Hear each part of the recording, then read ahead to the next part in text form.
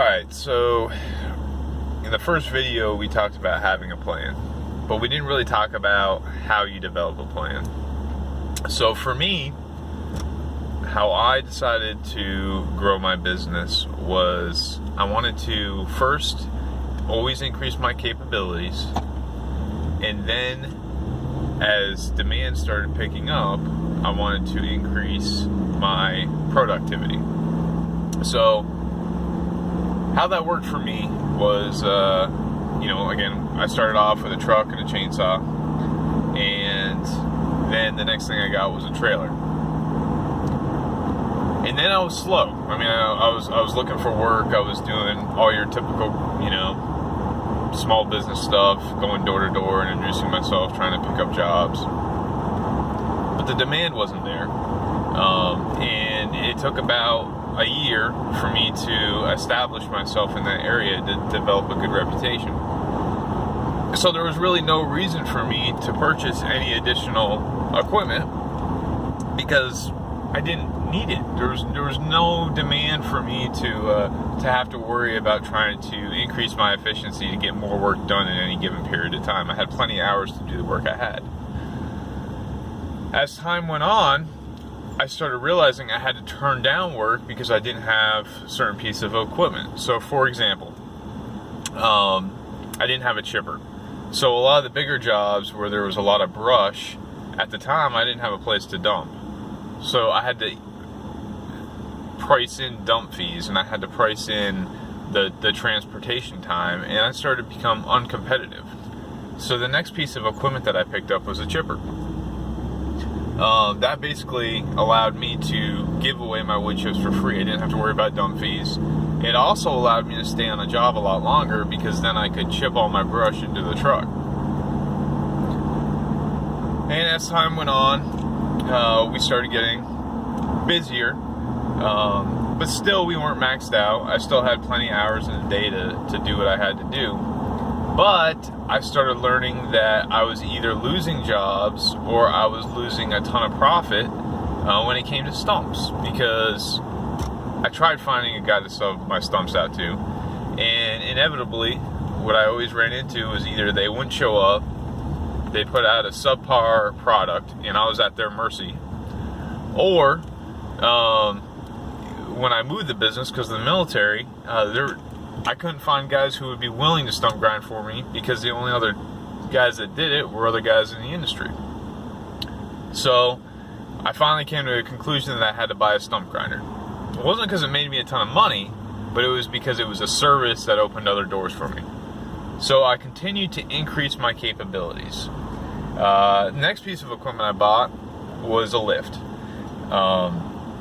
And again, it was a capabilities issue. It wasn't a production issue. I still had plenty of hours in a day to knock out the jobs that I had coming in, but I was either having to turn down jobs or I was having to line all these jobs up at one time to do them when I could rent one.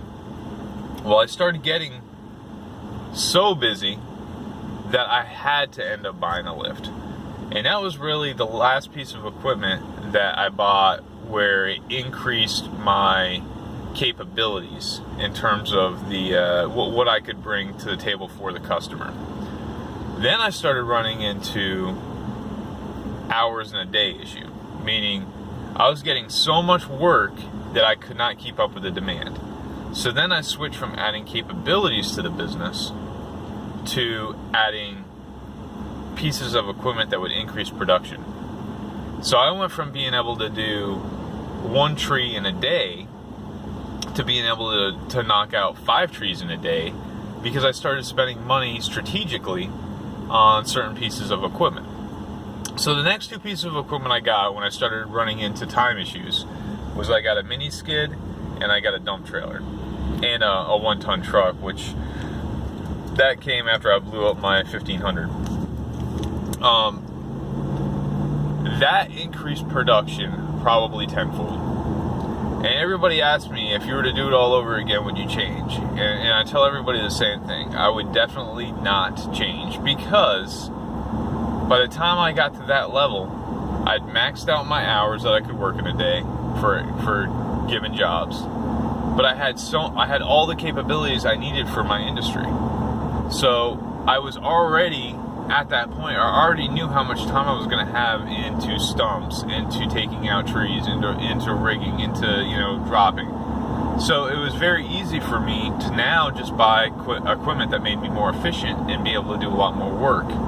And I could still bring a full service to the customer and maintain quality control.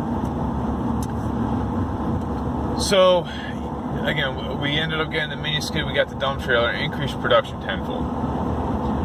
And the long or short of it, in a year, we started running into production issues again. I mean, the demand was too high to keep up with what we could knock out in a week. So I did research, tons of research, and that's something we're going to talk about later on. In this business, you always have to be researching stuff. You always have to be trying to figure out, how can I become more efficient?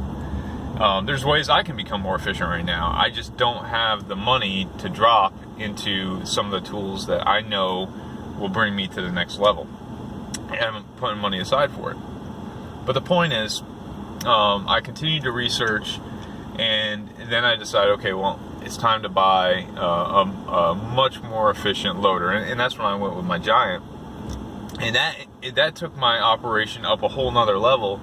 You know, probably producing close to 50% more than what I was producing with the mini skid and the dump trailer. So again, to wrap the whole conversation up, the way I feel it's smart to run a business is to initially expand your business capabilities, expand what you can bring to the table. And then once you get to the point where you've got so much work that you don't have to worry about adding any more capabilities, then the next thing is to start buying equipment that will increase production, increase efficiency.